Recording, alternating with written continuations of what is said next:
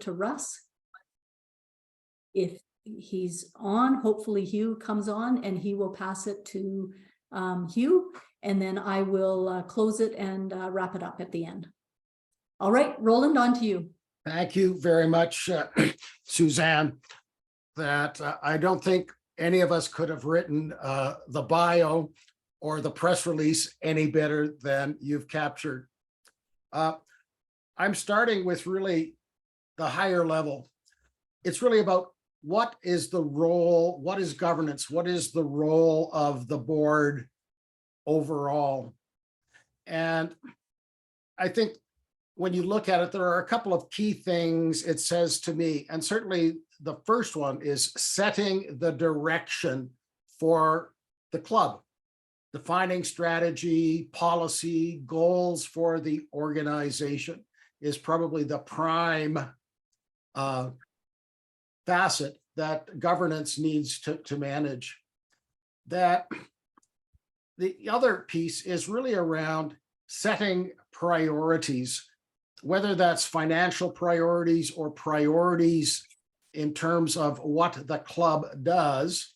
There's a saying that we can only do so much. We can't help everyone. We don't have all the volunteers. We don't have all of the financial resources. So it is part of the board to set those priorities in terms of what the club gets involved in, both financially and in terms of volunteers. And typically an annual budget and the work that's done in terms of approving projects is the output of that. I think you see a couple of other things there really in terms of, managing the organization, being aware of the risks, that there's a concept called the fiduciary duty of care. And I know, Aurelie, you know what that means. It's really, we are acting on behalf of another, in this case, the club as an entity. And we'll talk a little bit about what it is. And obviously, as a legal entity, the Kiwanis Calgary Northmount, we have to ensure compliance to government regulations, and we'll talk a bit more. Those are really sort of the core responsibilities of the board in total. So what is that fiduciary responsibility beside of being a multisyllabic word? Activities performed in good faith. So the board, as elected, are acting in their best manner. What a reasonable man or reasonable woman would say, if I was doing this for myself, this would be the prudence, the diligence that I would go through. This is in the best interest of the club, not for the benefit of any personal benefit or things of that nature. So it's sort of that mindset. Everything I do as a board member is for the benefit of Kiwanis, Calgary, Northmount. So think about that as sort of the mindset that you come into the board with and the discussions. So how are we governed? Well, there are really sort of four things that I'd just like to draw your attention to. We are a legal entity incorporated in Alberta. So the Societies Act of Alberta is basically that legal bond like a corporation or a not-for-profit or a society, and it outlines how we operate, rights and obligations. So there are things in that said, you need to do this. You need to do that. You need to conform with. And I know Hugh will talk a little bit more about bylaws, because that is part of what has been done to incorporate us. You set out and agree to bylaws. That is basically the rules of the road from a legal perspective. Well, there's also various government regulations given what we do.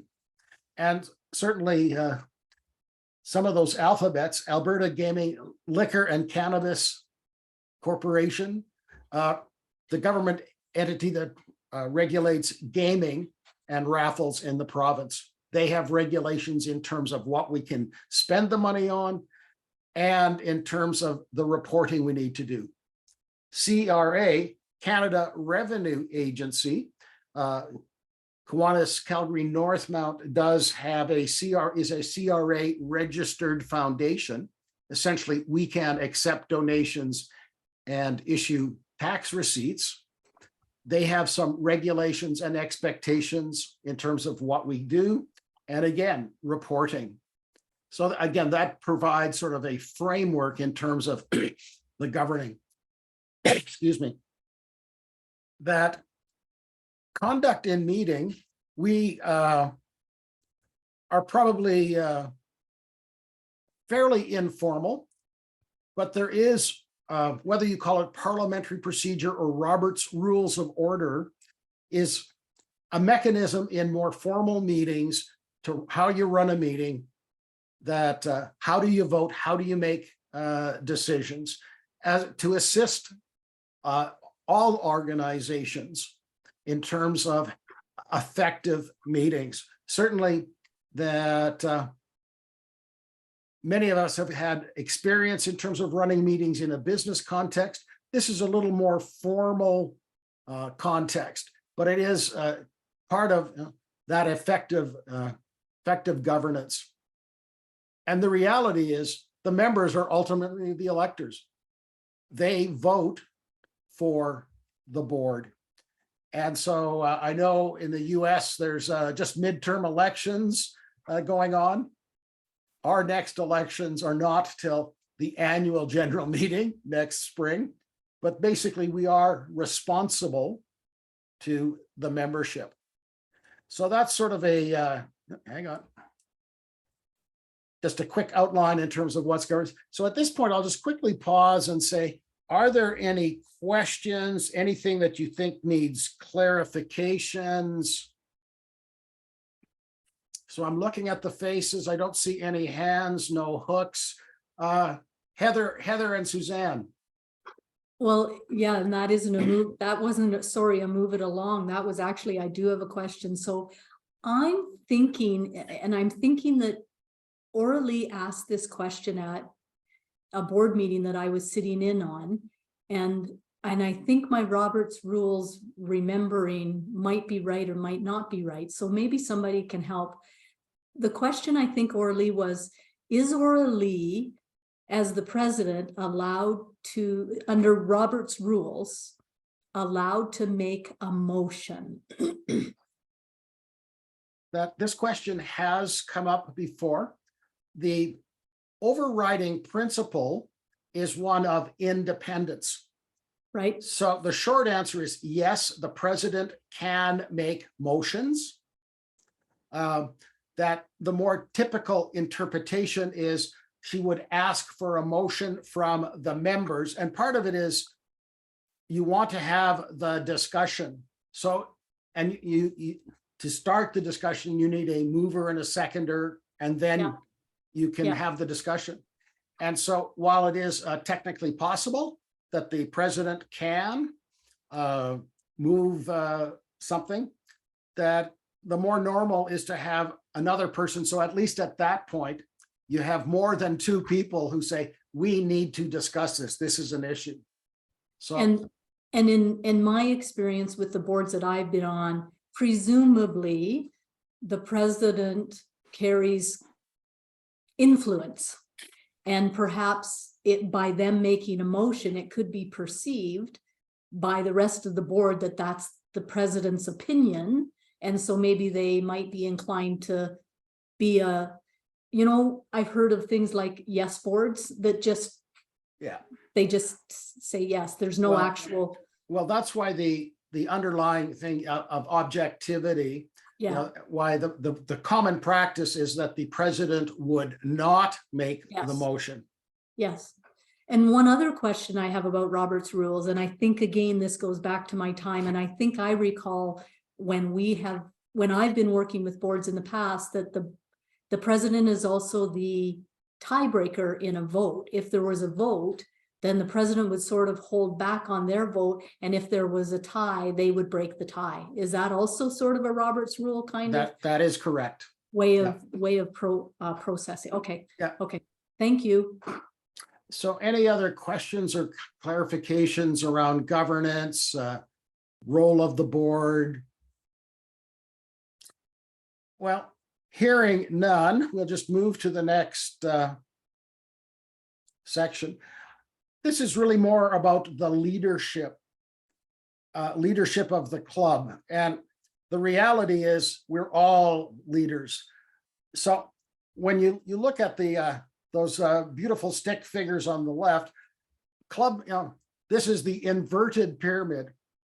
Club members are really at the top of this because they vote in the board. So the club itself, has a president, president-elect, secretary, treasurer, and a board of directors at this Calgary Northmount. Within each area, there is a division. So it's a group of clubs. So in our case, Division 7, Ron Gosselin from the Cochrane Club is the lieutenant governor, and he reports to a district board, Western Canada District, which spans from Dawson Creek to Thunder Bay, about a 24-hour drive without any stops in between for gas or potty. That's the district. And they also have a board. And then at the bottom of the pyramid is really Kiwanis International, the overall body. And again, while there is staff at that level, there is an elected board from all of the Kiwanians worldwide. So you can see it all starts with the club and the club membership, that form that club, that decide on what has a strategy in terms of what they're going to do and want to do in the community. And various layers or tiers of support or organization to support the club and the members. So if we take that down to Northmount, lucky I have a little Visio template, you can see that Aurelie, as the president, is the head or the presiding officer for the club. We have a past president, Aurelie. We have a individual called TBD as president-elect. Sometimes some clubs call it vice president, but it's the next in succession. Thank you, Terry, as secretary. Russ is our treasurer. And we have a series of directors that are permitted by our bylaws. So thank you, Scott. I know you're on, but John Bassant, Marion Ashton, and Alicia, and I thank you, Alicia, you're on as well, are directors of the club. And that upper tier of the board is the voting members of the board. But there are other leaders that get things done. And I know the old language might have been committee. We're proposing to rename that working group, because that's where this is not just simply we sit and talk. We actually organize, plan, and get things done that are required by the club. So there are a variety of working groups that are in place, and the composition of the working groups themselves can be structured. There can be new committees or new working groups, other working groups, as the need of the club evolves. I remember at one point in time, Northmount had a spiritual values committee. We were very Anglo-Saxon, Protestant, or Catholic focused, and that in today's day and age, we are a much more diverse community. So things come and go as the needs of the organization changes so that they can achieve their goals. So when we start talking about the individuals, I think the first thing is there is a book, and I'm not going to read from it. You'll all get a copy of the presentation. This link here is to the leadership guide that includes directions, tips, and techniques for all of the board roles. So not going to walk through it, but it is a resource that's available to each of you, whether that's a case of, I want to know something about, or what about this, as a starting point. So Orly, top of the chart, Orly, you set the agenda. When I say set the agenda, set the direction, presides over board meetings. You might be, but not always, be the MC at club events. You may not be. I think one of the things that makes a successful president is you are a strong delegator. While you sort of oversee, and I think my words are herding the cats, you bring everybody together. You really are a promoter. You inspire us to act. And part of this is, so you facilitate the fun, the education, efficient events. It's that member experience. But there is some work in this as well, because you work with the board and the working groups to establish the strategic plan, help to set the goals, whether that's membership goals, whether that's improving the club experience, whether it's sort of changing the direction, and how do you make sure that the projects are still relevant in the community. And I think that's part of the challenge to all of us this day and age, is how do you make sure that we're relevant? And it's community assessment, it's communications with the members through periodic assessments in terms of what does our community need, how can we help, and what do our members want to do. One of the sort of distinctions, is in the secretary, where the president will set the agenda for meetings, for board meetings, and many times for membership or events, that it's really the secretary who is their right-hand person in terms of, setting the agenda. The president sets it, but certainly the secretary has a role to play consulting to the president, because they're responsible for club operations. There are administrative activities in terms of the membership records, that from KI, keeping minutes that are required of member and board meetings. There's a permanent file, and they are the official point of contact for correspondence.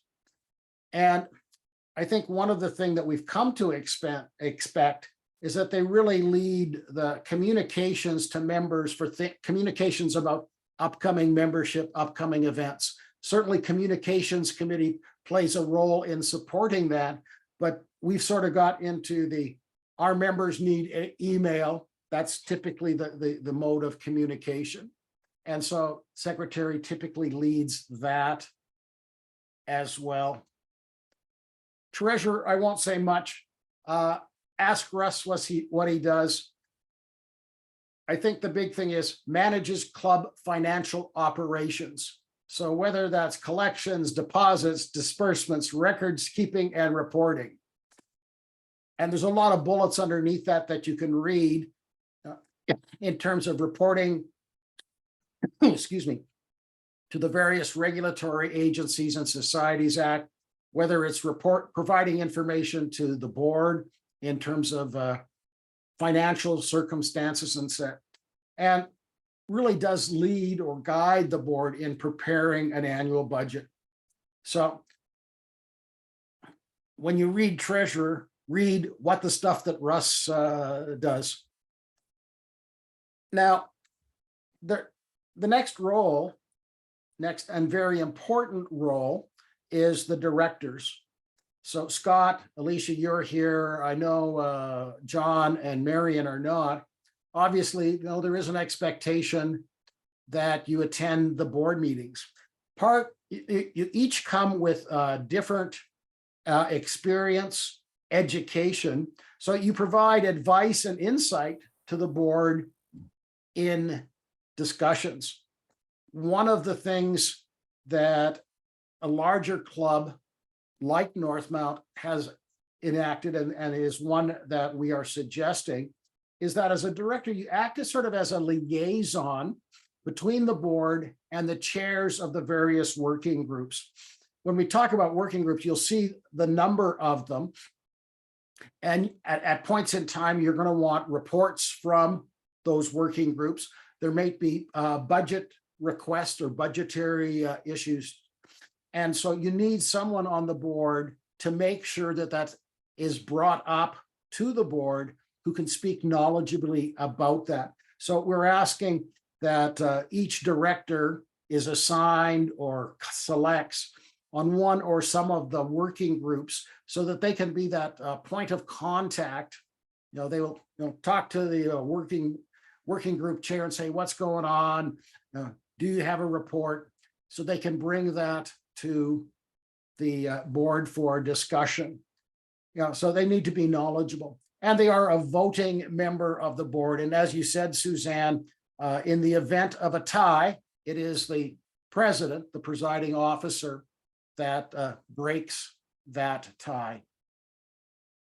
The person called immediate past governor, Flo, is really for the most part, is really an advisor, shares their experience, insight for their term.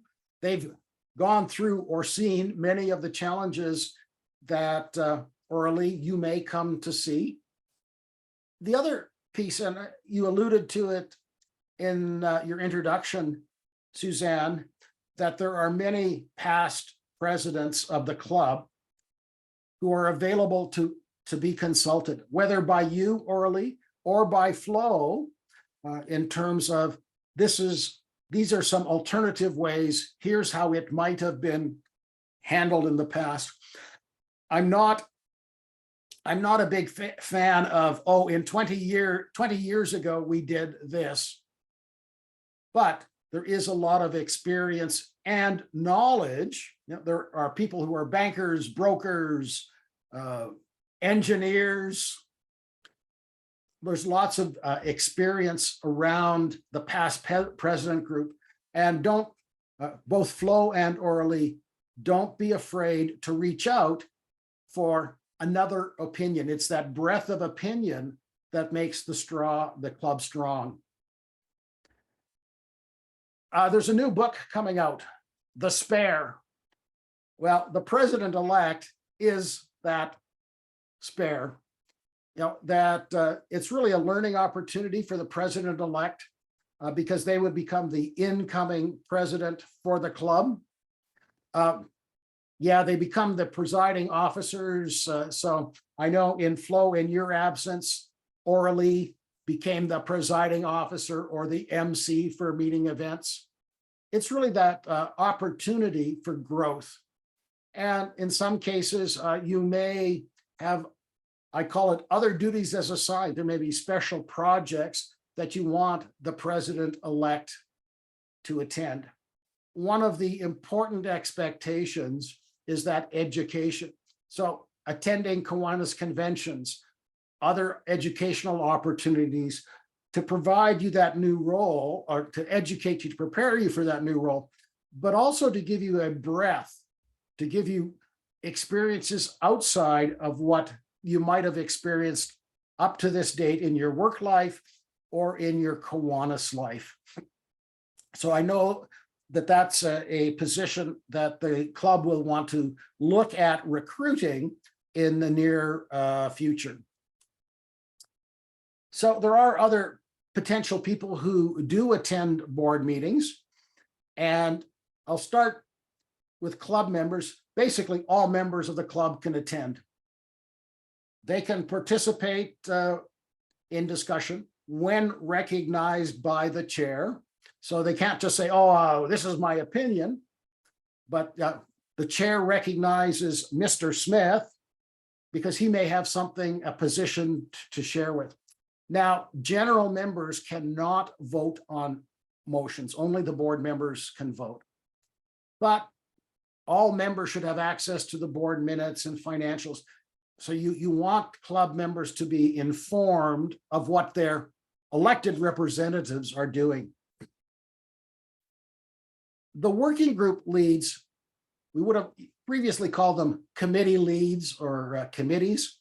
And I think there was a recognition in the discussion that this is really where a lot of the organizing, planning, and execution of service or other work that the club needs happens. So typically a working group lead is invited to provide some sort of report in person or in a written form to the board or to a specific director for that area of responsibility. That it is only the board that can authorize financial commitments, or again, this fiduciary responsibility. So if a working group needs budget money or approval of funds or that sort of thing, you know, they might work with the secretary, the treasurer, or the president to say, this project needs X dollars. Do we have it? How do we fundraise? And so you can see that there is the need for a collaboration.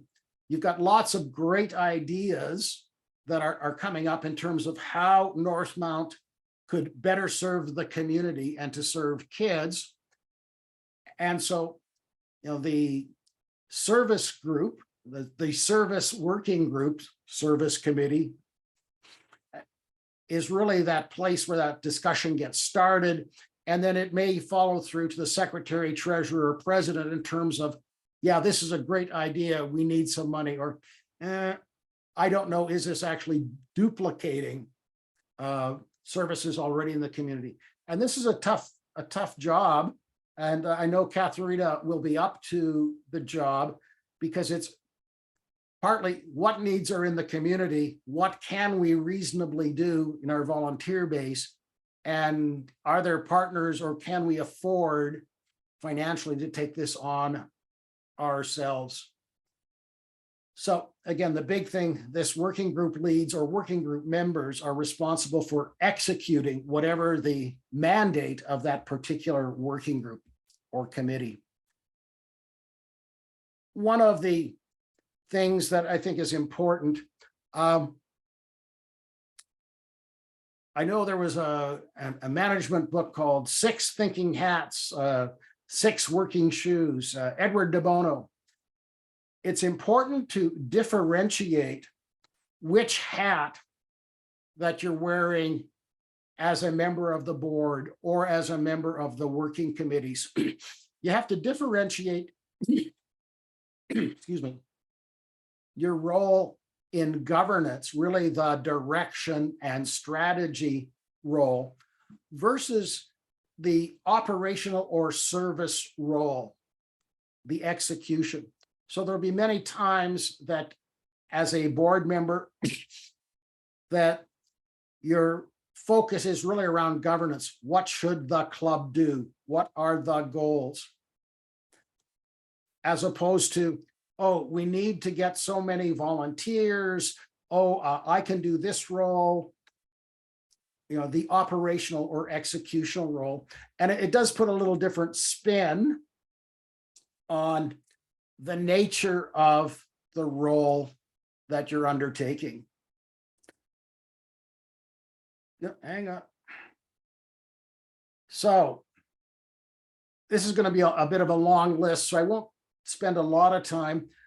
But basically, I think if you look at the list, you can see that service to kids, service to community is the top of the list.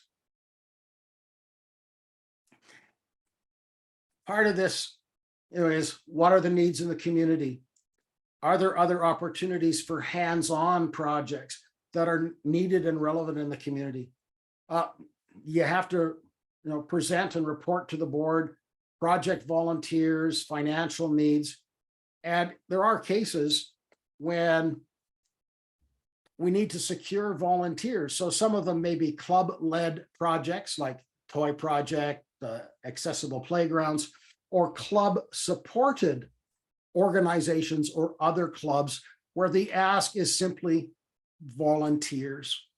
And so this is a big role because it's sort of the input to service projects that we as a club are going to do.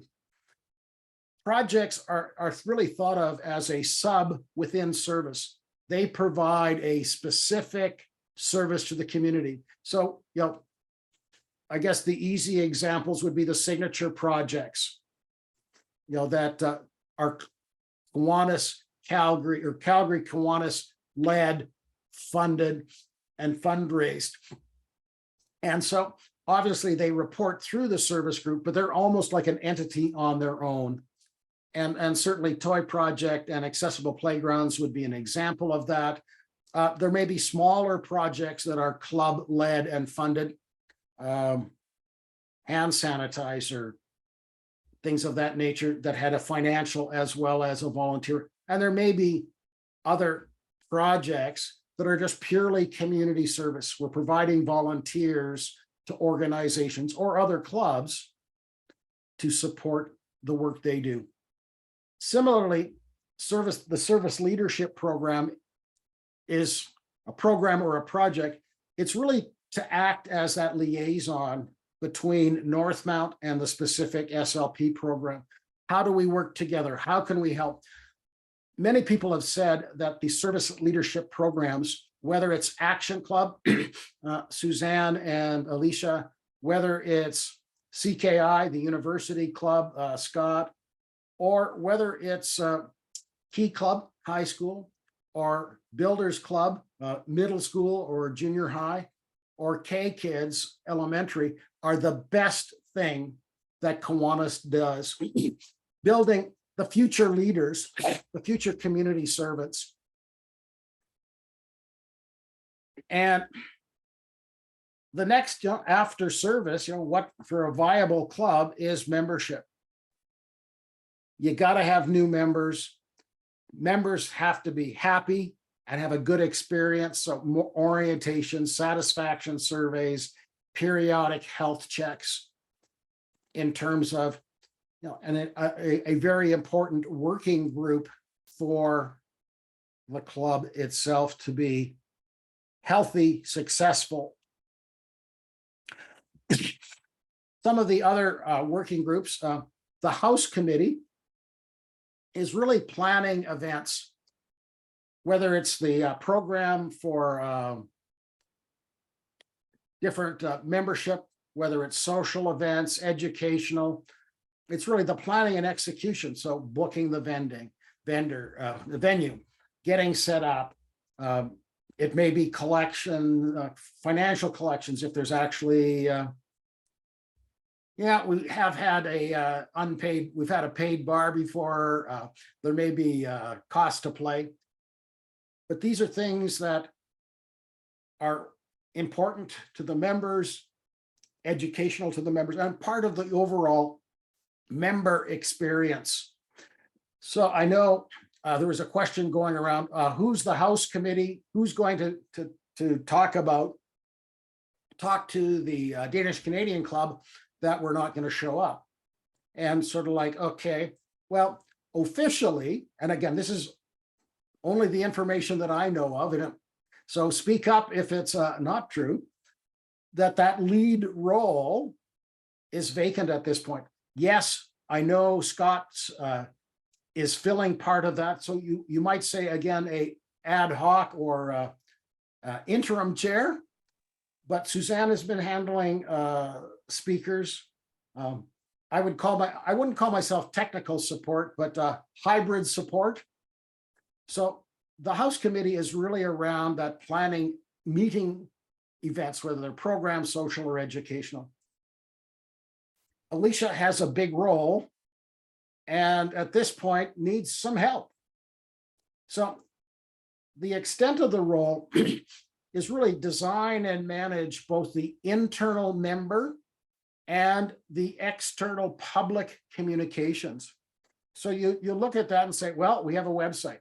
We have three social media channels. We have a newsletter. We're not really doing much print these days, but there is a PR element.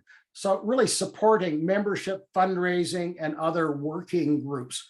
So whether this is in terms of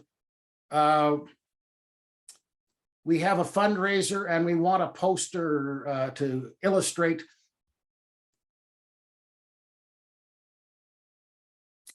Wine Survivor or some event. I know in the past there's been trivia nights or special events.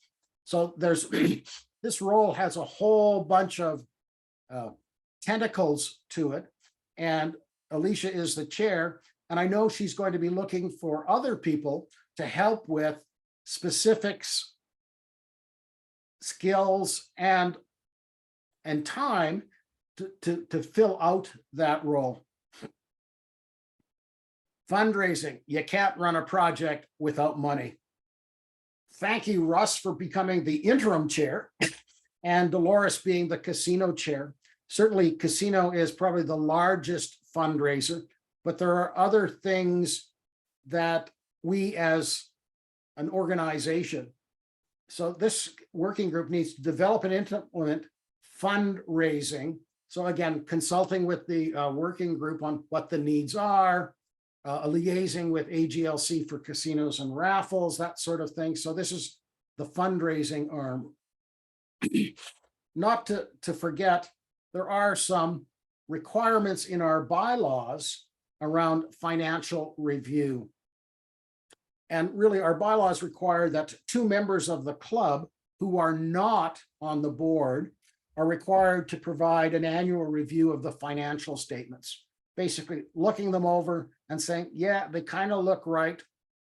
You know, this is not a financial audit from the auditor's perspective, but it is that due diligence that is required. Thank you, Paul. And I know there's a, I think there was a TBD in that category as well. That TBD has been filled. Okay. Can you tell me who that is? Well, I should probably confirm with her, but Oh, yeah. Okay. That's fine. Yeah. So it's but her her initials are KS. Kristen Saborin. Yeah. Okay.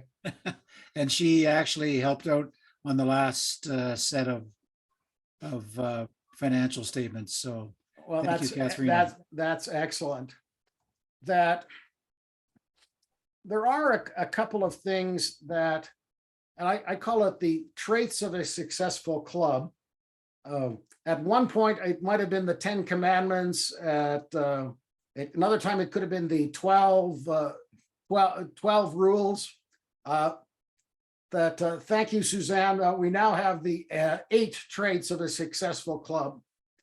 And I think you can see in order of importance, focus on service, service to kids, service to the community. Focus on all aspects of membership, whether it's recruitment, retention, satisfaction, you know, because happy members are going to stay. Happy members will invite other members to share the happiness and have meaningful gatherings. You know, it's that fun and fellowship component. One that you may not have thought is encouraging and develop board members as leaders and leaders for working groups. Kiwanis has a great reservoir of education, members who've had experiences that can share with club members so that they feel comfortable, whether in a mentoring relationship or as they move into new roles, whether that new role is a role on Northmount board, whether it's a president-elect or president role at Northmount, or even potentially Division 7 or district roles.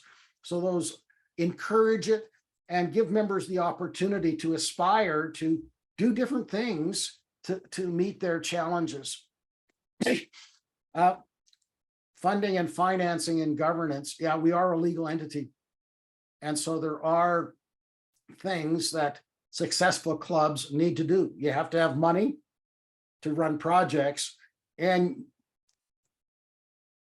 I was going to say you have to stay legal, but that's what lawyers are for, to keep you out of jail. But funding and finance and that governance role is important. The promise of the SLP sponsorship, certainly, I remember saying in one presentation, if you plan for a year, plant rice. Ancient Chinese saying. If you plan for 10 years, plant a tree. If you plan for a lifetime, educate youth.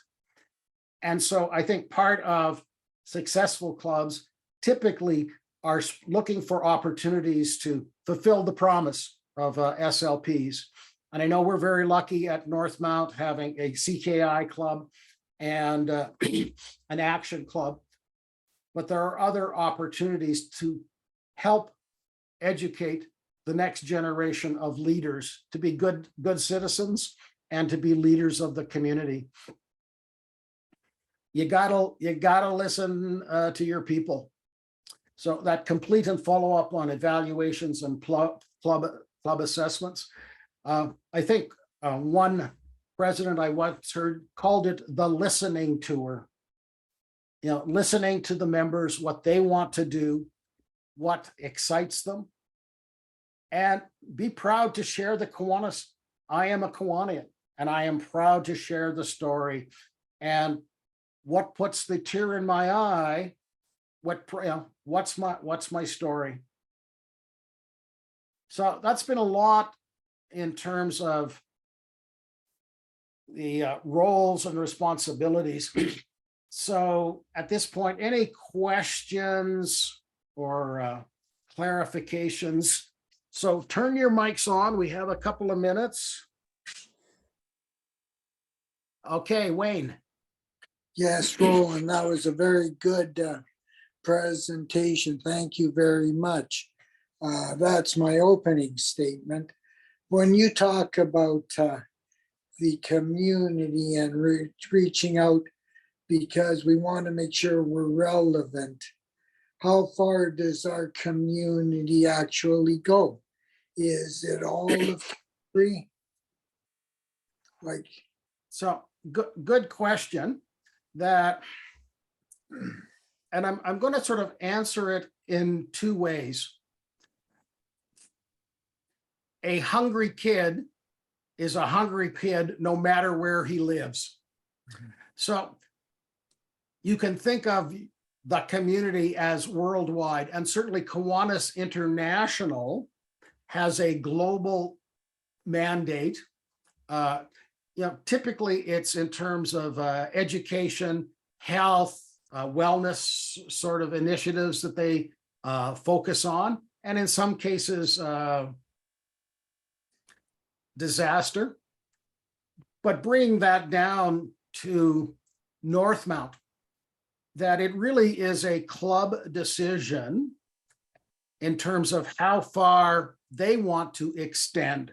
I know Northmount, and this is maybe just a little bit of history. At one point in time, we had a member who was new, an individual who was doing great work in Thailand with no ordinary journey. So he had proposed that the club make a small donation, and we did individual donations for wheelchairs for kids with CP in Thailand. Again, there was a small club donation, and then individuals actually made their own decisions in terms of, we had a great, we bought wheels and chairs, and we had like a silent auction for wheelchairs.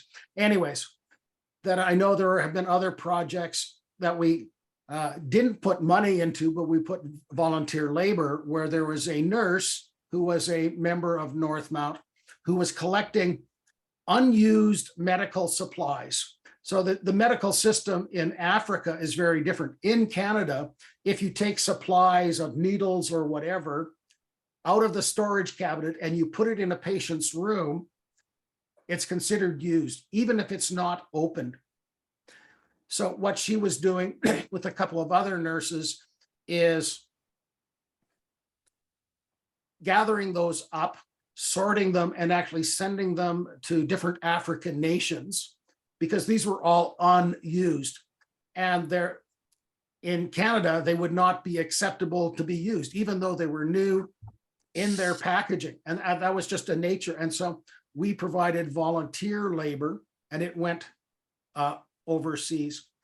It's really a club decision to say, how far does my community go? I know Northmount, when you start talking about community, have said, one example, and I know Russ will probably talk about it, there are Kiwanis clubs in Cochrane, Okotoks, and Airdrie that do not have CRA foundation. So they can't accept and provide tax receipts for their toy project. And I know for a number of years that Northmount had provided that flow through so that those clubs could actually get tax receivable donations for their toy project. So it really is the club that sort of sets that direction in terms of, as you start for donations, because typically if it's outside of the geography, it's money, not necessarily labor or volunteer time. It's up to the club, the whole club, to have the discussion this is what's more important. And I know Katharina has given some thoughts to that. So that's a long way of saying it depends, but we're not as closed-minded to say it's only about 2 blocks around the Danish Canadian Club. We've got a broader view than just that. Does that help, Wayne? Yes, it does. Thank you very much. Any other questions or comments, clarifications? The one thing I will say, having sat in the president's seat in the old days, yeah, it seems like so long ago, that setting priorities is an important piece of the job. Of the board. We don't have an endless supply of money. We don't have an endless supply of volunteers. And so there is that fine line, or if you pardon the phrase, 50 shades of gray, in terms of which projects. There are no bad projects, but which projects are better? Which projects are closer to meeting the mandate? Which ones have more impact in terms of potentially getting members? Which projects have more impact on the kids? Is it a short-term impact or is it a long-term impact? Playgrounds last for 20 years. Toys don't last for 20 years. And so it's those shades of gray. None of them are bad. It's which are better. And it is that club, it is that value judgment that the club has to develop the consensus in terms of, this is what we're about. Doesn't matter what we're about before. What do the club want to be about now moving forward? Okay, actually, I'm about 10 minutes ahead of time. So, woohoo! Yeah, you don't have to give me the hook, Suzanne. There we go. So at this point, Russ looks like he's on the green. So I'll ask you, Russ, to come off of the green and hand it over to Club, to the financial overview with Russ. Now, again, I know Suzanne had talked about him. He's been a past treasurer a couple of times. I know he's had a couple of tenures. You'd think he'd get it right as a past president multiple times. He does. So I'm trying. You're trying. So Russ, over to you. Thanks, Rolly. I just wanted to share one more comment from your presentation, Roland, about the committees or the group, what do we call them? The Working group. working groups, sorry. You know, I've noticed in the last couple of years, I'm going to be a little bit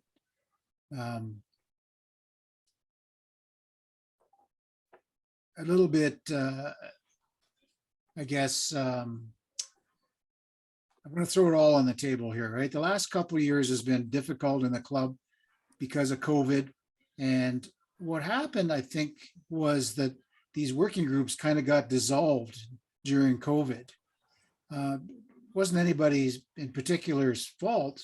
It's just that we didn't have enough together time.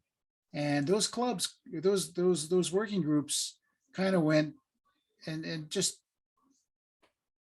ended up dissolving for the most part, right? And to the point where the newer members didn't even know anything about them.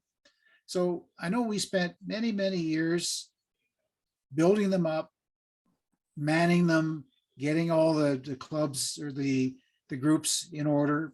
And it made a huge difference to the operation of the club. You know, we had lots of fundraising money, so we had lots of service projects coming in that could be funded. And it just, everything seemed to flow really good. So I'd like to just stress to all the members that how important it is to get these working groups Up and working. Get them operational again, because I think it's that's the only way the club will function, because the board can decide everything that they want.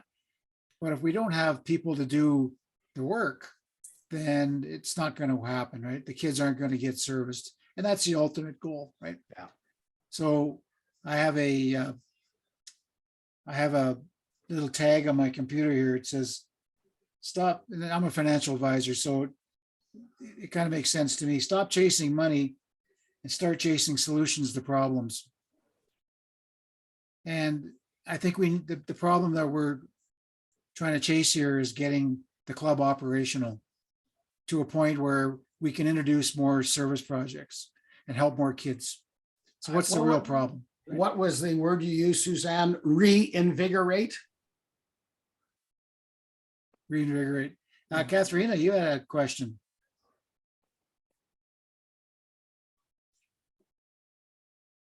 Katharina, you're muted, I think. Sorry, been having problems with my volume. I agree with what you were saying, Russ. One of the things that I wondered is, as a working group, what would be the channel for the working group to know the direction of what the board's doing? Like I'm trying to understand, like, if a board decision's been made regarding something around a service project, how would the working group know? Like, what would be that channel? So I'm just putting it out there, not really looking for an answer right now, but there has to be some sort of, I mean, I know that we attend the board meetings, but I don't know if that's the right answer either. So anyways, I'm just putting the thought out there. Okay. How, you know, Suzanne, I see you've got your hand up, and then I think I may have a comment. Go ahead, Suzanne. Yeah, I love that question, Katharina. This is what I'm finding in the work that I'm doing with the member surveys, and sort of the message that I'm receiving, and I'm also communicating to others, is that we're a club in transition. And so I don't know right now that the board, or we as people supporting the board or educating the board, have the answer to that. Although one of the ideas that we've presented is that the directors, because they're not part of the executive, so they don't have this massive workload as a member of the board, but the directors take some responsibility for one or more of those working groups, and that's they become the liaison. to take from the working group what's going on and what the needs of are the growth of the working group, and also the vice versa, so that discussions and decisions of the board that need to go to a working group or more than one working group that are then have an opportunity to discuss to discuss that. So that's one thought that we have. And as I say, I don't know that there's an exact specific answer to that, but I believe it will evolve as we continue with this strategy development, goals, objectives, and get a working structure back in place. To Russ's point, I think it's absolutely true and absolutely critical. We need a structure in place, and we don't have one right now. Yeah, no, I Yeah. wasn't really expecting an answer. It was just. Yep, no, Yeah. it's a great No, question. It is a great question. And I think that Suzanne had talked about one lever that the club can pull in terms of the responsibility of the directors to be part of that liaison. Sorry. Yeah. The liaison for a specific working group. The other piece is strategy and what our focus is for the next 5 years is not done in isolation. It is a collective piece. So presumably as that strategy gets formalized, there is opportunity for input, that both member input, working group specifically, in terms of their area of responsibility. So once we're through that, it shouldn't be a surprise that says our focus is this. And as Suzanne had said, it's also then the organizational, the links of communications, and something as simple as meeting notes and budgets are available to all members. So, and if there's any questions, why was this decision made? It seems inconsistent with, the opportunity for members to ask the questions. So it is, as Suzanne said, a work in progress. Yeah, if I can just add my 2 cents as well into that, Katharina. It's a little bit like the chicken and the egg, we have very solid projects that we do every year, like the Toy Project, these so-called highlight projects, and they're yeah, we have a process to manage those projects, and that's all fine and dandy, but we can't just depend on those projects alone, because it doesn't always pan out. So what we need to have happen is to have the need identified in the community. And once that's identified, usually there'll be a champion in the club. Maybe that's why they join the club, because they have a specific area that they're concerned about. And I'll use John Bossett. I know John's online here as an example. He identified the food program through Community Kitchen, and he came to the club. He introduced it to us. He identified the financing needs and the manpower needs to the board. The board voted on it. We approved it, and now the project's underway. It's been happening for over a year now, and it's going very well. So, that's kind of how it should happen. Somebody comes to the board or to the service committee and says, hey, I got this idea I'd like to do, or maybe it's a fundraising idea. I got this neat fundraiser that I saw somebody else do, and I think we should do it in the club. And can I get your support on this? And so the obvious questions would be asked. What kind of resources do you need, and what's it going to cost, right? What kind of timing is it? So it all kind of starts the process rolling over again whenever that happens. And that's easy. That's easy. Once you get the need identified, the rest of it can come fairly quickly and fairly in line with everything that Roland was talking about in the last 20 minutes here. So, which comes first? The board can meet all the time, but we just can't deal with non-events. We have to deal with decisions. So, excuse me, and we're pretty good at doing that on the board. We like voting, and we got no problem, but we need stuff to vote on, right? So And that's where the committees come in, these working groups, when they come up with all these fantastic ideas, well, makes everybody's job a lot easier. So that's all I got to say on that. Well, you're lucky, Russ, because my time has officially run out, which means it's officially the start of your time. Okay, so Roland wanted me to, he identified the work of the treasurer and what the treasurer does. It's mainly an operational, sorry, drop something, an operational role. So I deal with a lot of kind of day-to-day issues. Earlier today, I'll give you an example. Earlier today, Terry sent out a note to everybody about the new annual fees that are required now. So that'll be in your email as of this afternoon. So that came from me. So I would set that up. I would outline with the board's approval what we came up with, and then send out a request like an invoice to the membership. So once I get that money flowing back into the club, I allocate it into certain buckets.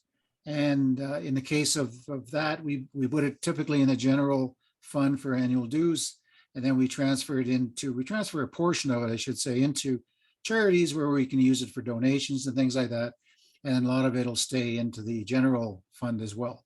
Because as I stated last week, we have another account in casino through AGLC that pays for our affiliation fees ahead of time. So here's a look at the 4 different bank accounts. If you look at each of those buckets are actually bank accounts that I manage. And we've had these accounts in place since I've been in the club 21 years. I would imagine the CRA one was designed back in the mid 80s.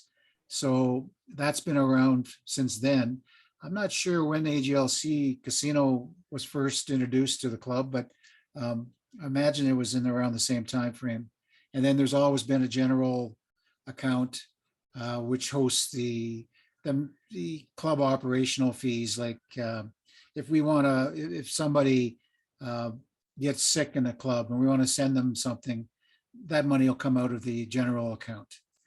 The charities account we use, it's kind of excess funds that we come up with that we either fundraise on our own, or maybe somebody gives us some money to use. That's kind of free and clear of any other obligations. And I'll explain that in a second. So the charities account can be used for that purpose as well. The charitable trust is an actual regulated account through the CRA, and it allows us to provide tax receipts for all the donations received. So when you make out a donation to the Northmount Kiwanis Charitable Trust, that is the actual CRA account that money goes into. And when you do that, you'll automatically receive a tax receipt for the year. The casino account is probably the most complicated of the accounts in some ways. In other ways, it isn't. The funding typically all comes from a couple of sources. 90% of it comes from the casino that we hold every 18 months. And I'll give you an idea. The last casino raised around $70,000, I believe. And that's pretty typical. And then we are only allowed to use that money for certain items. We can't just go spend it willy-nilly. We have to get approval from AGLC on everything that we do. However, if you're a registered charity and you have a need that's identified through the other processes we talk about, there's a good chance that AGLC will approve the use of funds for your need. And but it all has to be documented, and that's what takes a lot of my time. I'll give you an example. A member asked me to check on a receipt that they submitted back in March, and I finally got around to doing it after about a month. Sorry, Scott. And I found that the receipt was paid for, and I actually had everything from the receipt itself in the bookkeeping system we use, and I also had the Interact e-transfer receipt that said that the recipient had actually received the money. So it's a good way of tracking it. The AGLC account really brought that home a couple of years ago when they started getting really picky, and we decided to move ahead with a bookkeeping system called QuickBooks that kind of forces you to be a little more stringent, a little more rigorous with your bookkeeping and your reporting. And because of that, I got a process in place now that I use to manage that, and it works pretty good. It just takes time, unfortunately.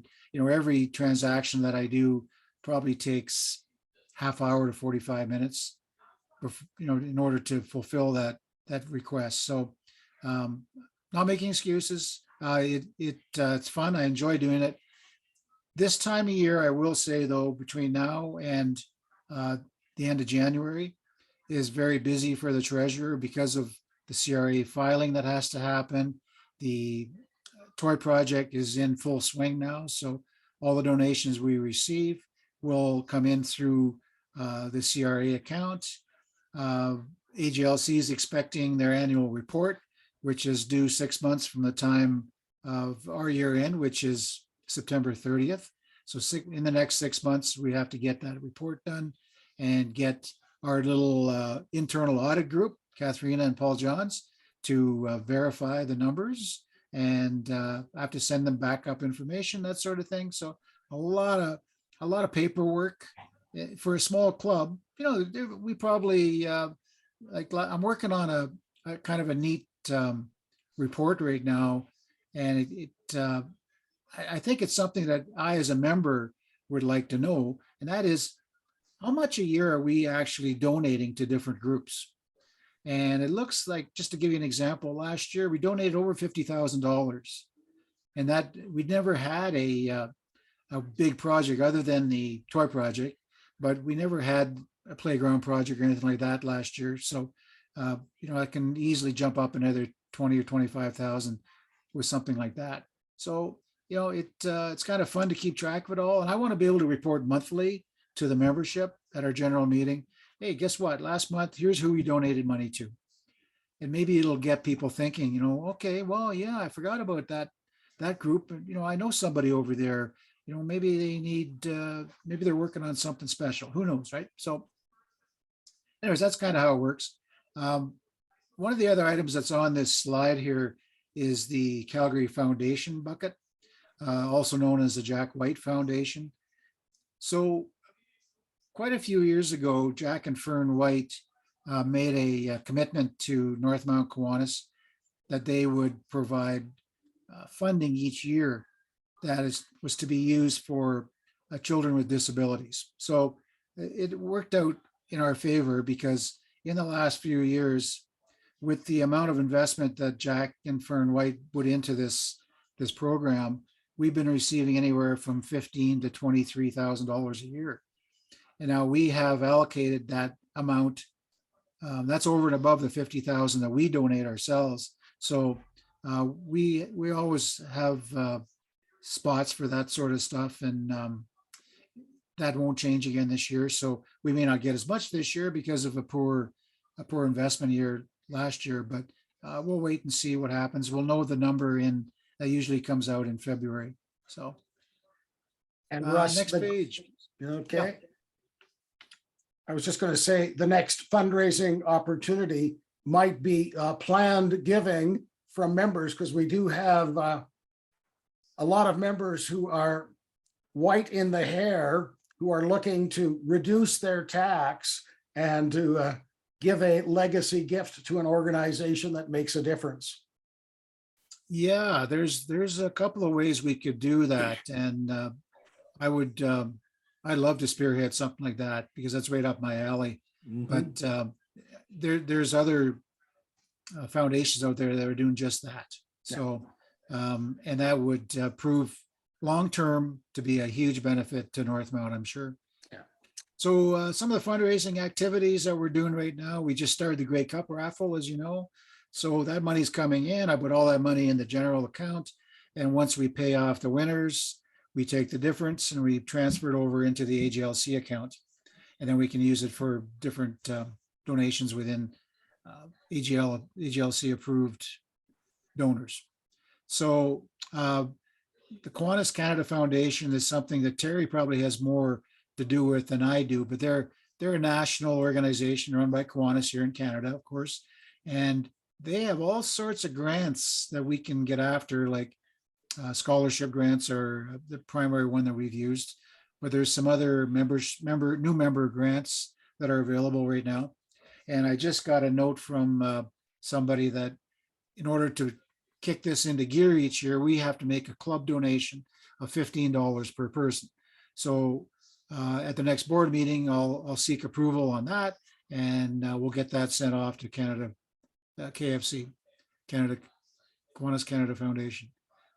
Is it Kiwanis Canada or Kiwanis Foundation of Canada, Roland? Kiwanis Foundation, it's KFC. Yeah, My typo. I always call it KFC. It's easier to remember. So then there's a lot of individual donations that come in, especially this time of year, like I said, through for the toy project. And we have a couple of different ways. I have the document ready to go out to the members that you can use to donate. There's a button that we click on. You can either donate it through Canada Helps. And yeah, we have a 3.9% user fee for that. However, the tax receipt is handled automatically by Canada Helps, and you get it in an email within a few minutes. Otherwise, you can send a check as well to me directly here at my house, and I'll deposit it into the trust account, and I'll issue a tax receipt in the new year for that. So there's other things that the treasurer does as well for special events. So any kind of operational type money transfers are handled by the treasurer within the club. So, and we just in the last 2 years introduced e-transfers, as you know, which has been, it was funny. Dolores was always after me, like, when are we going to start doing e-transfers, you know? And I said, oh, Dolores, I don't think we have a capability of doing that. And after we started doing it, it was like the greatest thing since sliced bread. So it's actually worked out pretty good because I don't have to handle any money that way. It goes directly into the general account. So when you are paying your dues this year, as I said in the email that was sent out to this afternoon, just send the money to donate to Northmount at gmail.com, and it'll be automatically deposited into the general account. Next. Yeah, I'm getting close. Okay, financial reporting requirements. We talked about the Society Act, which is the handles the general and the charities account. So within 6 months, I'll have the report done. We'll have our internal auditors confirm the report, make sure the numbers are okay, make sure there's no peculiarities, no confusion on it. Terry sends that in with Orly's signature and my signature and the signature of the two auditors, and Bob's your uncle. So give an example. We sent the latest one in about 2 weeks ago, I guess, Terry. And I think we already got back approval that they've received it, and I think they're okay with it. So it looks good. So I do the same thing once a year with AGLC, and I do the same thing with CRA. And that doesn't need internal audit approval. I may run it by them anyways, just so they are aware of it. But no sign off is required on that other than from the club executive. So that's that for the reporting. Next. Oh, good. Just about done. So I talked pretty quick because I know I was running out of time, or I'm at 18 minutes right now. So what questions does anybody have? I'd be willing to try and answer just about anything. How about this? How much money is in each account at this point? So right now, the 4 accounts, right? As Joe Biden would say, the 4 accounts. So there's the general account, which is under $1,000 right now. It's probably the lowest I've seen it in all my years as treasurer, but we'll make do with it. That's fine. The charities account has about 25 or 26,000 in it. 95% of that money is allocated for the Cooking with Kids Kiki Care Box project. So that'll be disappearing in 2 or 3 months. I would imagine that'll be gone. There is roughly 24,000 in the trust account right now. of which we'll probably be spending around 21 to 22,000 of that with this year's toy project. So we're going to have to get on our high horse and start raising some funds for next year. And the casino fund currently sits at around $40,000. So we're in good shape with the casino account. We have a casino coming up in January, which means we won't get any additional funds in that account until probably end of April into May. And then we'll be good to go. But I will ask the membership right now and talk to the other members that aren't here tonight too. If you have anybody who has a project in mind that they'd like to consider, like us to consider funding, we have a fillable PDF form that Terry or I can send to you, and you give to your contacts. They fill that out, they sign it, and they send it back into us. And the service committee and the board will have a look at it and decide what we want to do with it. Suzanne. What are the approved use of funds from the gaming from AGLC? Do you have a list of them of what's approved? Yeah, we have a list of what's been approved in the past. Some of them are only one-time approvals.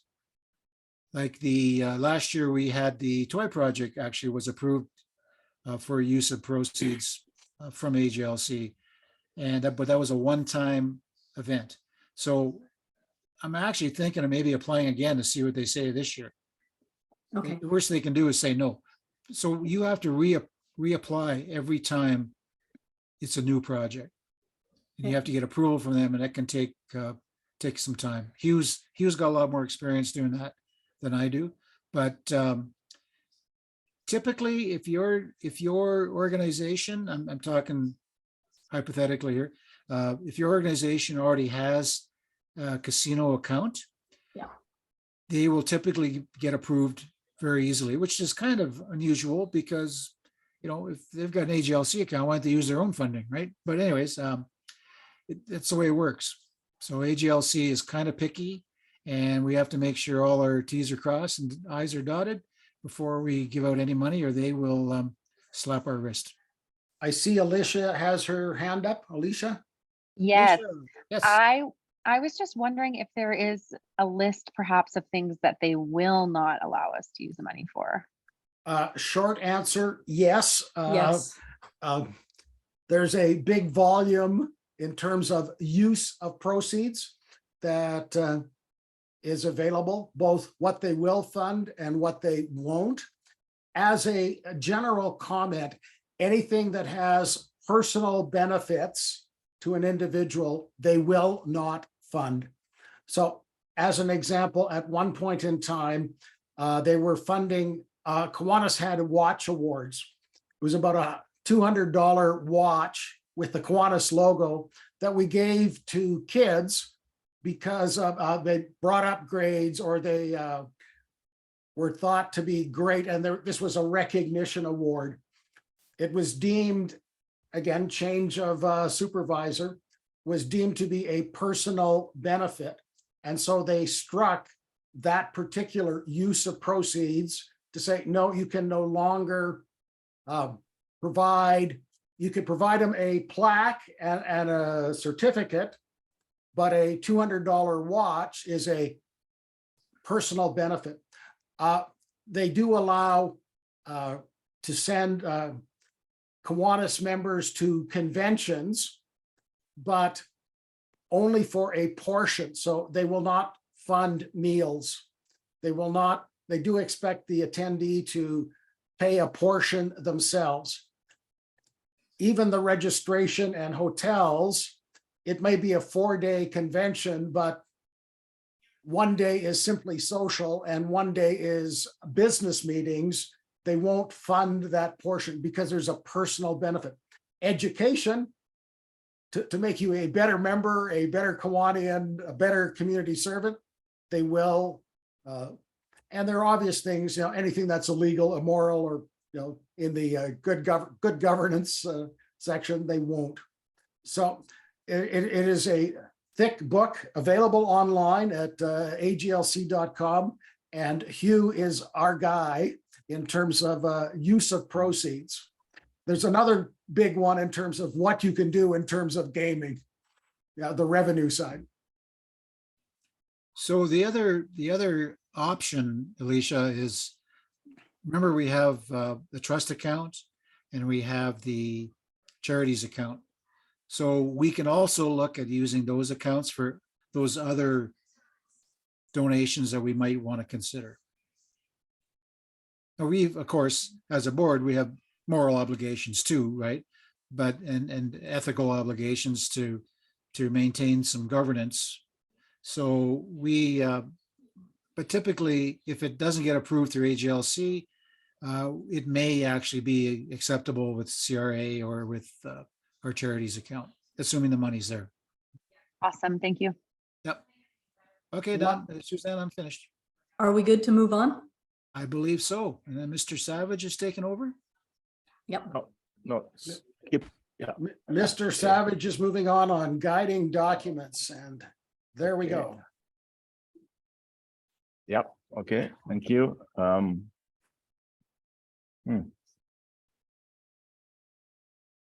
That's interesting. This is not what I had, but I'll speak to it. I think Roland had the old. I made some changes, but I don't think. Yeah, it's okay. Depending No. on when you made the changes, they may not. Don't worry about that. I'll Okay. Anyway, this portion has to do with the guiding documents that the club has, and actually we have one main document, which is the club bylaws. We don't have a separate document for policies and procedures. That bylaw was last updated in 2004 September, and it's registered with Societies Act of Alberta. And our bylaws are based on a template which was created by Kiwanis International. Now, there are other documents that in our bylaws they refer to, and those other documents are the KI main laws, Western Canada board laws, and other laws. Yeah, there are about 3 or 4 documents that our bylaws refer to, meaning if our bylaws don't cover any of the issues at stake, then you can refer to these other documents. And the last of those documents is Robert's Rule, which is kind of generally an accepted, document for organizations, for meetings and all that. Now, the annual general meeting is covered in our bylaws. The key elements in our bylaws are membership, general meetings, financial, and one more that I don't remember. But anyway, our current bylaws actually are probably 20 years old almost, and they are ready for an update. Now, in 2019, Kiwanis International created a new template. And so this new template is what the new board has to use in order to update our existing bylaws. So I guess really the board has to take this document, which I have a copy of. Actually, it was Dirk who made me aware. I wasn't even aware that there's a new bylaw template created by KI until Dirk sent it to me a couple of months ago. So if nobody on the board has it, I'll pass it on to you, and that should be the starting point of using it to update our existing bylaws, which will then have to be submitted to Alberta Societies Act. Now,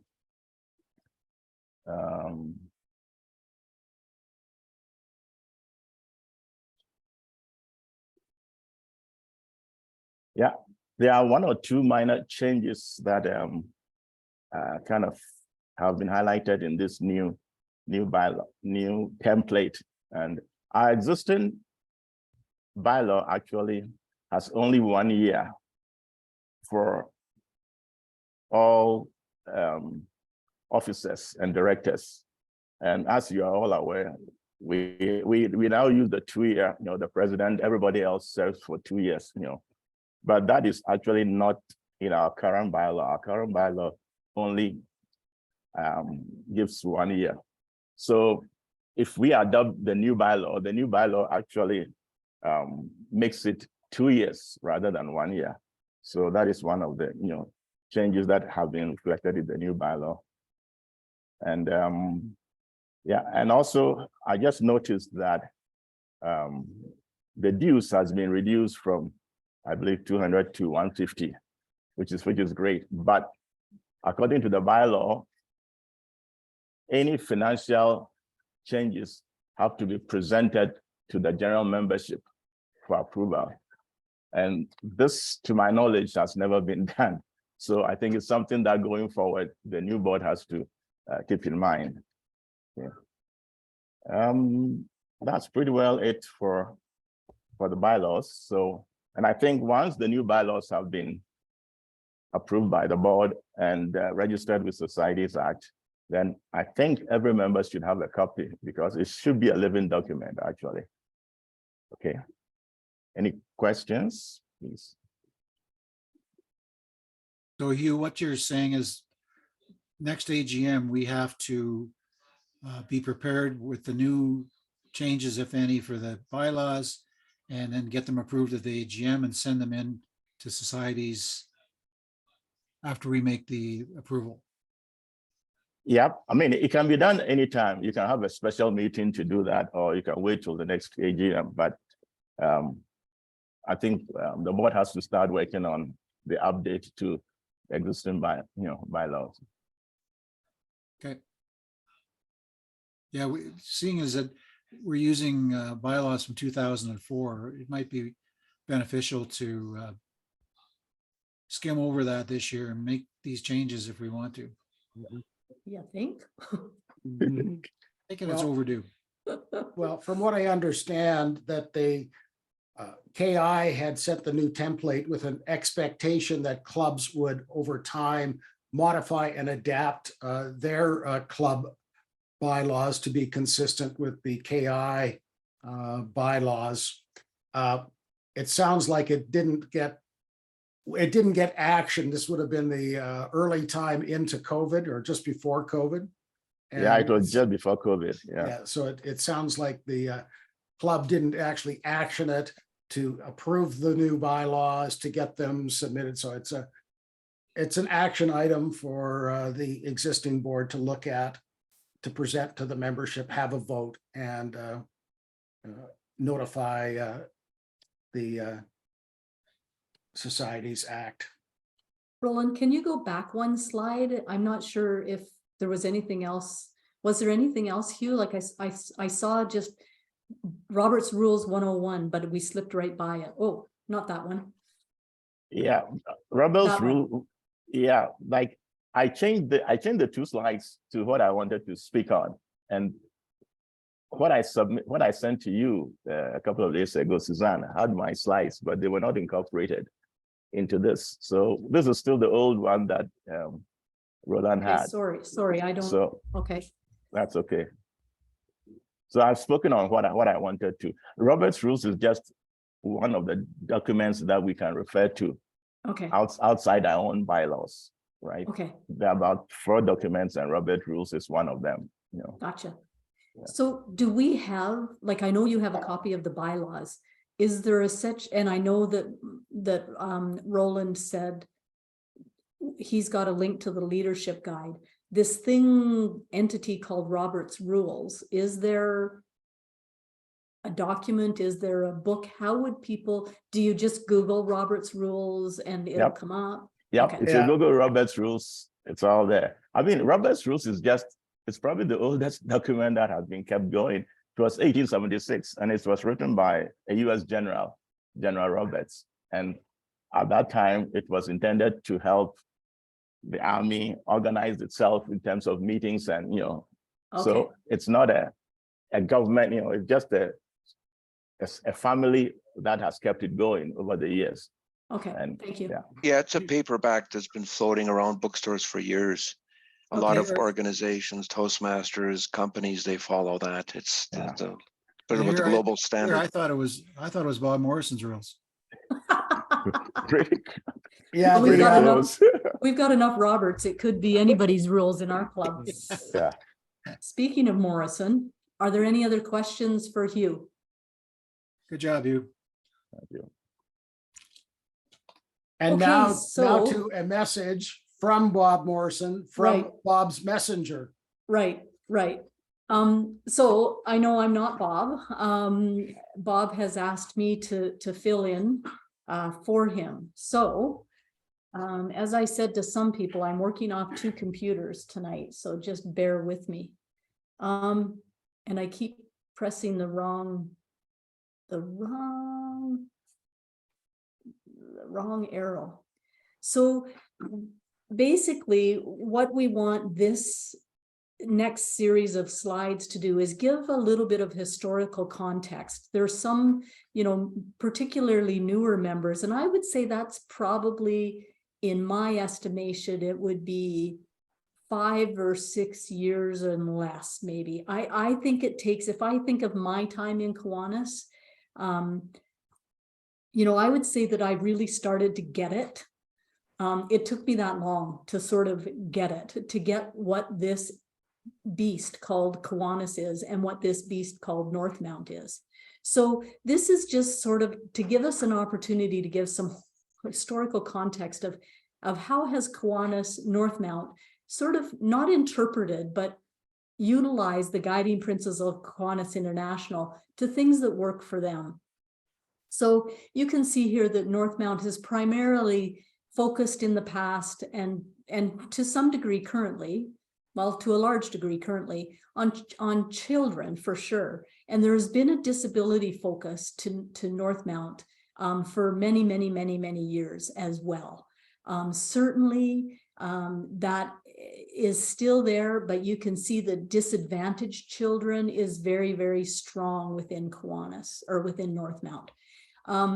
Some of this I will also be able to speak to when I do a report on the member surveys, because I can now see how some of this has transpired over the many years of Northmount. So fun, fellowship, and hands-on projects, incredibly important. And hands-on, in Bob's words, historically, Northmount has leaned towards local projects that allow many members to get involved versus the check writing, where, it's basically the board almost, making a decision, and there's not very much involvement from the membership. So there's been a leaning towards those kinds of hands-on projects. And in terms of the non-hands-on projects, there's been a leaning towards, there was at one time, the board decided that 5% of what they were giving out would be to non-hands-on projects, or that there would be, sort of a token, little bit. So there have been discussions around how do they deal with hands-on versus just check writing. But again, historically, many people have actually joined Northmount because of the hands-on, and it's not just a check writing organization. Hands-on projects are the projects, in Bob's words, that we're willing to brag about and that we do brag about to our friends and that we invite our friends to. So that's just an idea of, in Bob's words, how to differentiate the two. Promoting community service and leadership, partnerships and involvement with service leadership programs are important.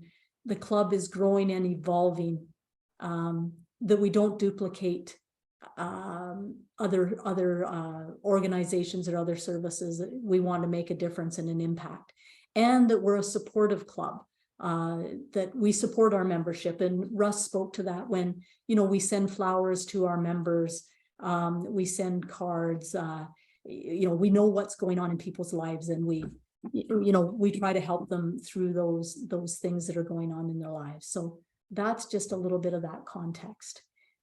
This is a vision that has existed with Northmount in the past. I personally like it. Growing and vibrant membership who provide meaningful and relevant service in an environment of fun and fellowship, and supported by a club that cares and wants to make a difference. Those are a lot of the themes that have come out of the membership surveys that I've been doing. So, that's a historical context to give you, I guess, a base of which Northmount has lived by for a number of years. And the next one, Roland.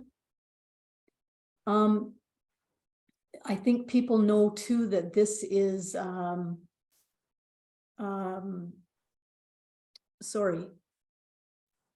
values that you can tell, I think, if in your time with Northmount, that fun and fellowship are very important. Again, speaking to my member surveys, some people, when they joined the club many, many years ago, there wasn't service. It was fun and social. And that's why they joined the club. And we still have many of those members involved in our club because we have so many long-term members. So fun and fellowship is extremely important to us. And that Northmount has long been a leader in Division 7. In fact, we've had 5 members serve as district governors in the past, and I've already mentioned the service leadership projects. The next couple of slides are just a quick picture of the kinds of things that we have done in the past. And what I really want to point to is the far right of the screen is that every single one of those projects has had a project lead, or as somebody earlier in the evening mentioned, there's a champion. So in order for us to do a project, we need a champion. It's really the only way that this organization can continue to operate successfully and effectively. So you will see there's, I think, 2 slides here. You can see just by a quick skim that there's lots of things that Northmount has done over the years. Some of them we are continuing to do, and some of them have gone by the wayside. As Roland mentioned, things evolve. Relevance in the community changes, community needs change. And as an organization, I think it's important that we are able to shift and evolve and change as things change in the community. Can you just go to the next one? Yeah, so you can just see that there's the toy project. It's been going on for multiple years, 33 years, in fact. We had the hand sanitizer, particularly through the COVID. There's been a 40-year history with Between Friends of various projects. We are most recently involved in the Kiki care boxes and selling of the cookbooks to fundraise for those care boxes. So, lots of options and lots of opportunities.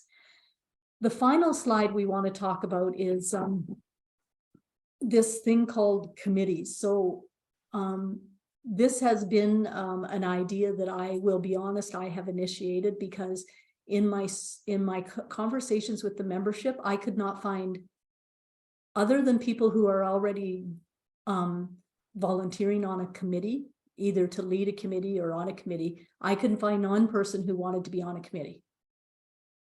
So I found a ton of people who were willing to do work. So it's semantics.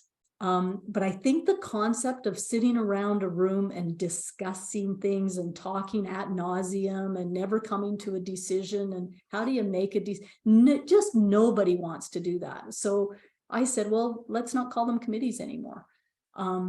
So these are some committees that have existed in the past with Northmount that do not currently exist right now.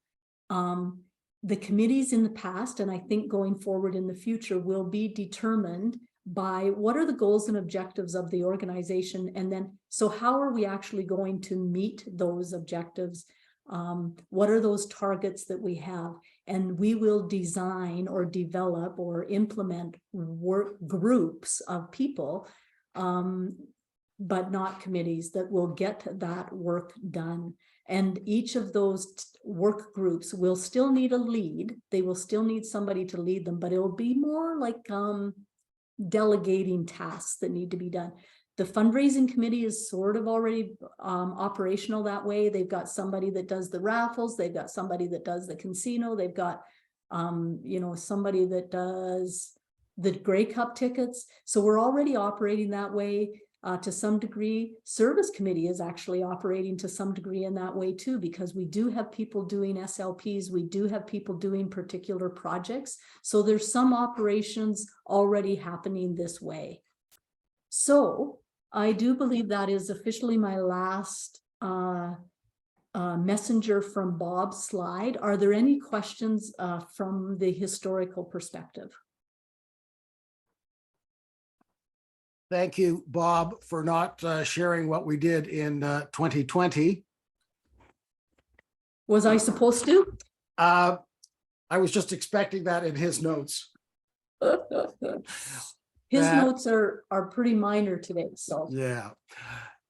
That I think part of it was important for us to share a little bit of that history and work that we've done in the past, but also the message as a club, we need to evolve to stay relevant to the needs in the community. We need to certainly gain members, because more hands means more service. So Yeah. it was important to recognize a little bit about where we came from. Katharina, I see you've just raised your hand.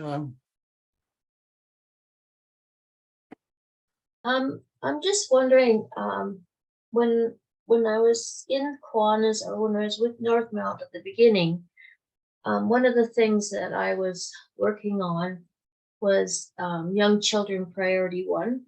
Oh, yes. And I'm wondering if Kiwanis International, if that's still something that's going on, and if that's, it never really took off the ground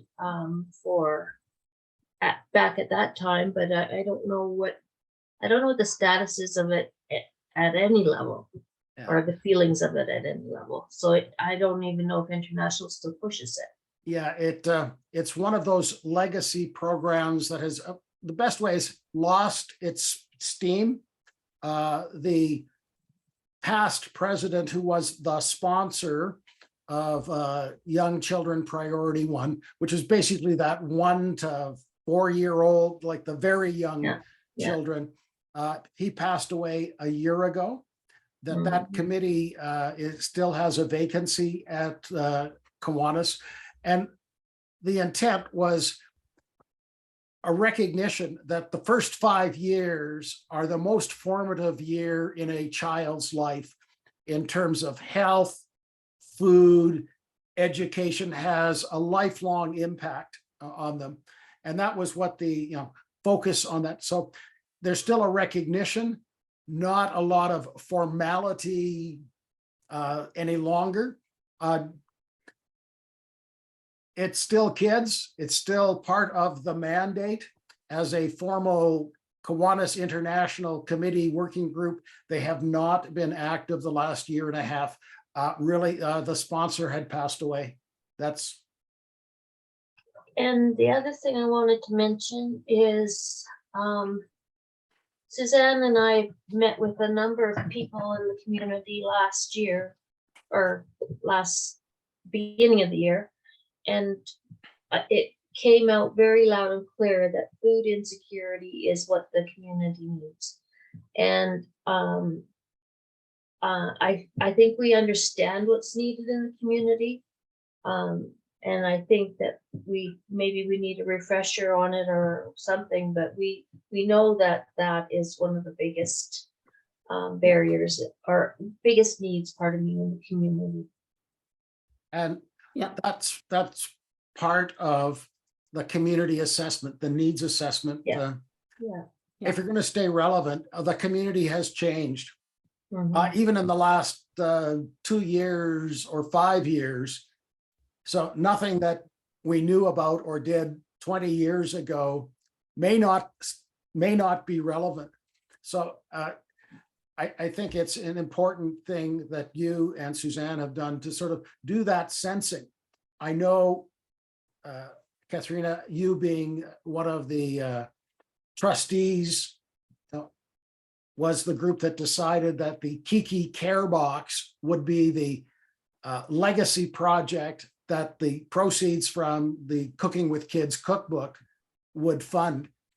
And that's a direct result of the stuff that you had done. And you're seeing more and more evidence or confirming information about food insecurity, whether it's the number of people or number of children using food banks, the number of kids going to school hungry and the impact. So I think it's in that context that the club should look at all of our projects and say, is there a better way? Just because we've done it before doesn't necessarily mean we still need to do it. And I know one example, at one point, we were making significant donations to the drop-in center. Again, food insecurity, but it was predominantly, it was all adults.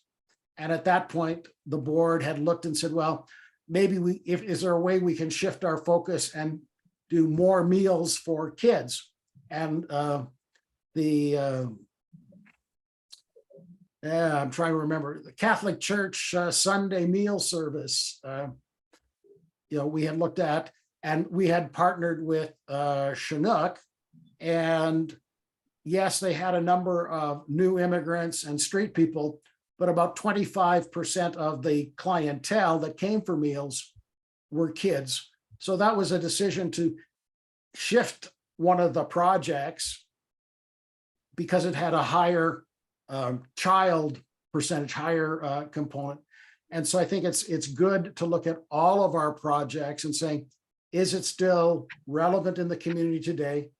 Is there a higher and better use of volunteers and money to meet our mandate and our goals?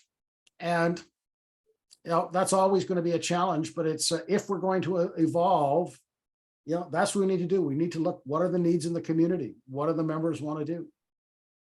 Well, okay, can I wrap it up, or do we have any more? You can wrap it up, Suzanne. Okay, Just a real so quick, before you wrap it up, Suzanne, just a real quick thank you yeah, no, wait, to yourself. no, so okay, thank you, Russ, but hang on for a second. Thought you were wrapping it up. Well, sorry, yes, I am, but I don't want to close off discussion. So that's sort of what I want. I want to go sort of into that next. So can I come back to that, Russ? Sure. Thank you. Okay, so Roland has put up this next slide and Katharina, that was a really great lead into this next slide, which is sort of, what's next? What do we do with all of this information? And so, you can see that we've got some things already started. We do have some needs assessment that we've already done. We're doing a club assessment right now. We're finding what our members' desires are. We're looking to fill those working groups with leads and with people. We're going to talk about the relevancy of our current projects and what we want to do going forward. And then the next is the how, the when, and the how much, the budgeting. So once we get all of that preliminary work, the what and the who done, then we got to go with our working group leads and have a discussion with the board, a strategic planning. What do we want to do? It's almost like what does Northmount want to be when it grows up? So in Bob Morrison's words, the measure of a club is not what we did yesterday, nor what we are talking about doing tomorrow. It is about what we are doing today. So while we have to do all that to determine what we are doing tomorrow, the real measure is, what are we doing right now? What are we doing today? And right now, I can tell you, based on my membership surveys, we're not doing, I think, what most of our members would consider to be enough. in service. We may be giving out $50,000 in money, but there's a real feeling right now that our service needs to catch up and needs to buck up. And that's not surprising as a result of, coming out of this thing called COVID, right? So anyways, I cannot thank our presenters enough. This was just a tremendous evening of a wealth of information. So to Russ, to Roland, to Hugh, and to Bob in Palm Springs, who wasn't able to be on with us tonight, thank you from the bottom of my heart. All I did was, what did I do? Herded the cats. I herded the cats. And a very, very special thank you to Roland, because Roland was the backbone of this presentation. He put it together for us. Essentially, we each contributed our stuff or our little tweaks. And Hugh, I apologize for somehow missing yours. But I hope the information was valuable for everybody. And I would like to throw it back to Russ. And then I would like to say, you know what? Congratulations, we have ended 20 minutes early. And if people would like to ask questions of any of us as a panel, any of the board, if the board would like to ask any questions, please feel free to stay on and ask and answer whatever questions you would like. And Russ, back to you, wherever you went. You kind of stole my thunder. I thought you were all done, but I just wanted to say thank you, Suzanne, to you and Roland for really spearheading this, facilitating it, driving it.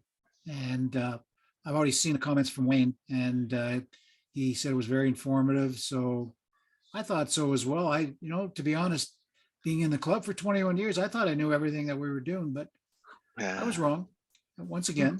So it's kind of nice to get the refresher course and get things, in my mind, kind of back on track again. So I know we got a lot of work to do, folks, but with leaders like Suzanne and Roland around, I think we're going to be well taken care of.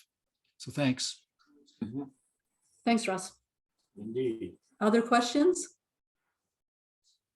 I was just gonna say some of the feedback that you got from the members that want us to do more hands-on stuff. I think this would be a perfect time for them to step up then and start helping out there. Like, here there's only 13 of us present, Yeah. and most of our meetings there's only 12, 13 people attending. Yeah. All of us here, but it's Well- those other ones, those silent partners that say they're not happy with what we're doing. Well, let's get them to step up and help us out.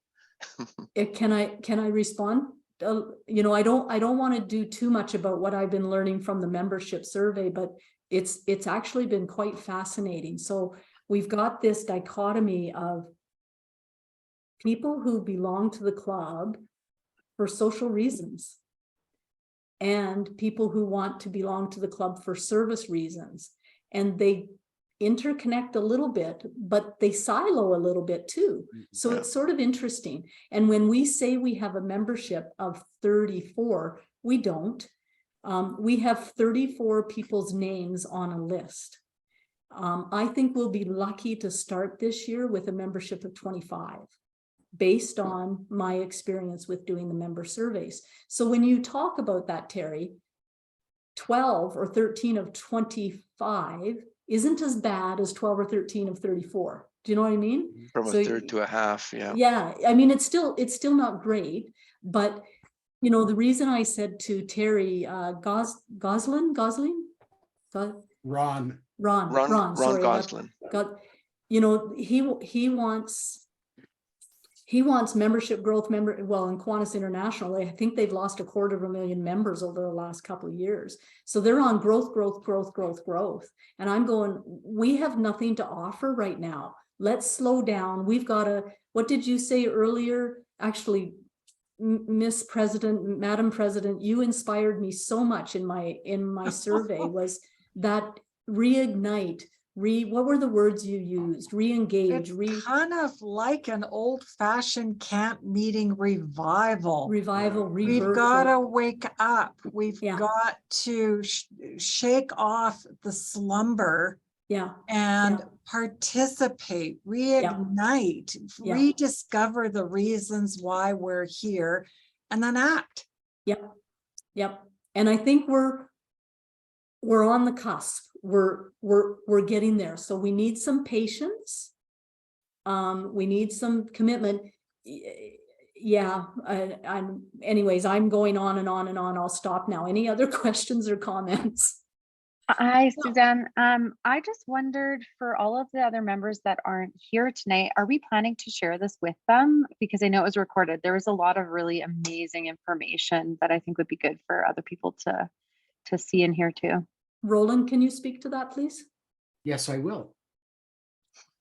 Yes, it was recorded that I will put it up on the YouTube channel that Northmount has. I will, we may want to send a copy of the presentation to members. I think there's a couple of ways that we can go through this. And one suggestion, Orly, might be at our next member event or next meeting. I hate that word, meeting. I've had them all my life, and that's why I retired, so I don't have meetings. Oh, bad news. And anyways, that maybe have you and some of the board talk about this presentation and the insights and the energy. I do like your re-engage, reinvigorate. It's the three R's of education, the three R's. And I think that's important for all of us to get that sense we're moving forward. So short answer, Alicia, yes, it'll the recording will be on YouTube, and I will send Terry a PDF copy of the presentation. Katharina, hi. Hi. Hand up. I don't know if this is the right time, but I do want to get it in before everybody leaves.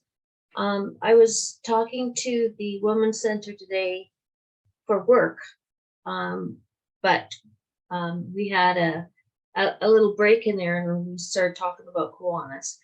And they're going to send me information on what their needs are for the toy room this year. I'm just wanting to make sure that we have interest before I go ahead and commit to us trying to help in the toy room again. Can I speak to that for a second? Mm-hmm. When do you know when that would be? My first reaction would be to book it on the fourth Wednesday, November 23rd. Oh, like that. Oh, that quick. I see. Okay.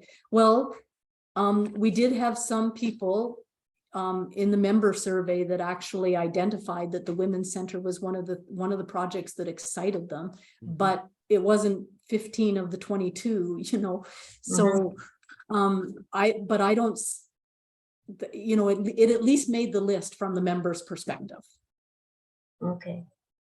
Well, Scott, you were there last year, weren't you? Yes, I was. Yeah. But We worked hard. No, that was fun. But you may not know the uptake, Katrina.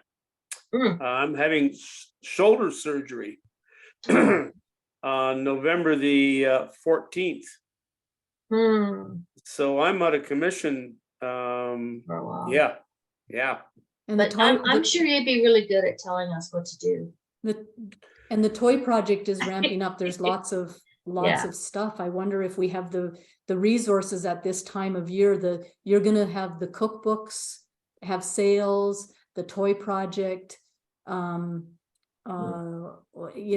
some other competing factors. I wonder would we be able to do it at another time in the new year or something when this busy season is sort of behind us. Then it would be a different project. Okay. This is for their toy room to get it ready for their toy distribution. Oh, okay. Yeah. Which I may note, we donated $800 to this year. Nice. Yes, Okay. we did. So other opinions would be appreciated.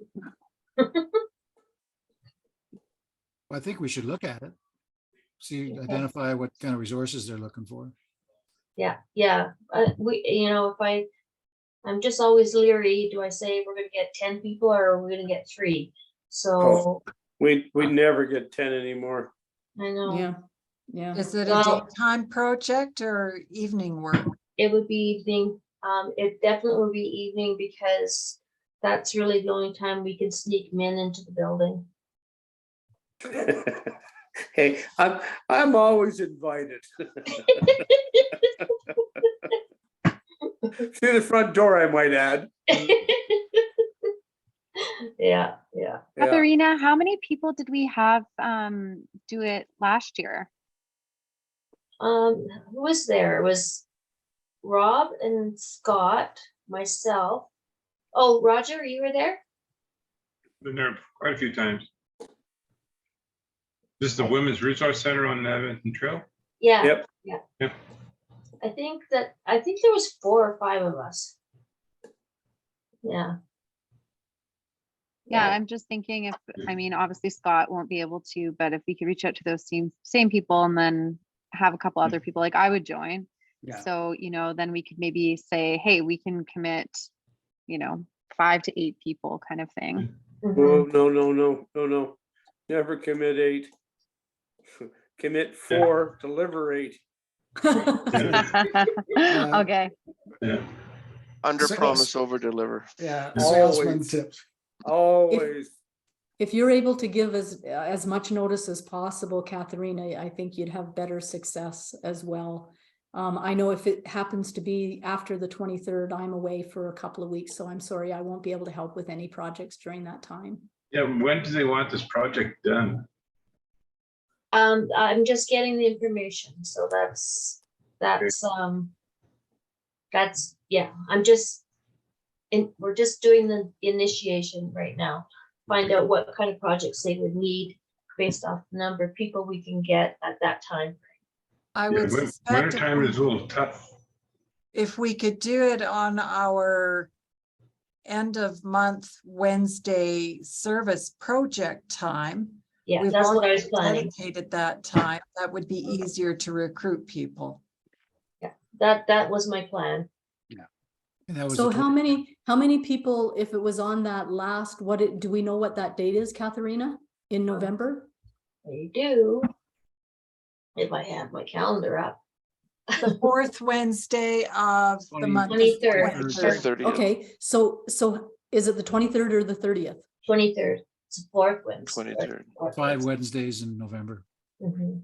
Okay, so how many people that are on this call could actually do it? I could 1, 2, 3, 4. Look, there you go. You've got 5 people right there. promise Already. 4.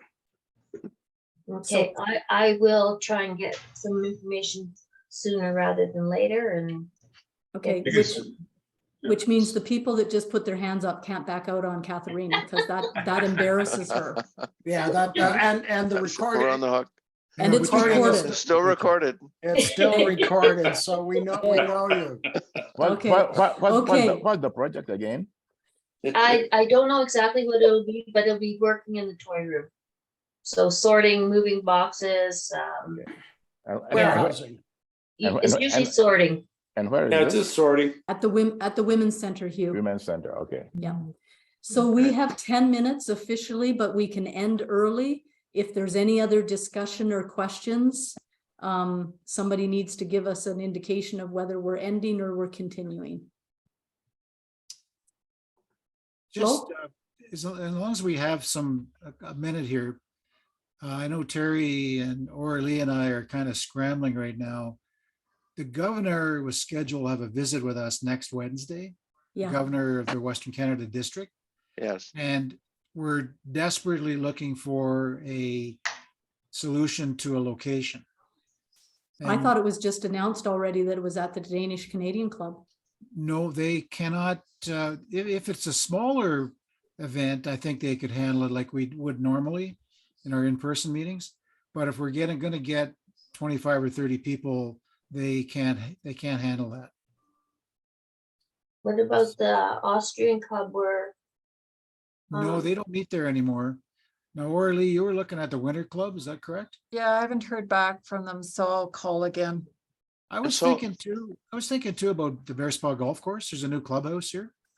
And I know they used to do, they have a big meeting room in the back. I think And they so might does wanna the st- Lynx Ridge Golf Course. They have a meeting room Yeah. that could probably hold 30, 35. We've met there a Yeah. few times, our Toastmasters Club. So I was kind of waiting for Orly to get a word back from the Winter Club. Like, Yeah. that's a, All that's a right. possibility. I've left them 3 messages. I'm just sending another email and I'll phone in the morning. Yeah, and if they don't give you an answer, then